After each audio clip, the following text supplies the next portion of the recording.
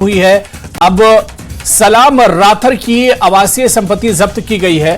कोकरनाग में पुलिस ने यह बड़ी कार्रवाई की है। अब सलाम ओजीडब्ल्यू के रूप में यह काम कर रहा था। तो आपको बताते चले कि अब अनंतनाग से बड़ी खबर आ रही है, जहां पर आतंकी सहयोगी की संपत्ति जब्त की गई है।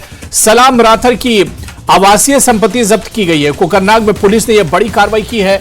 सलाम ओजीडब्ल्यू के रूप में काम कर रहा था। आपको बताते चले कि और ये तस्वीरें भी हमारे पास आ गई हैं। टीवी स्क्रीन पर आप देख सकते हैं कि बाकायदा पुलिस ने नोटिस लगाया है। पूरा एक नोटिस चस्पा किया गया और जिस पर लिखा गया है कि आतंकी सहयोगी की संपत्ति जब्त की जा रही है।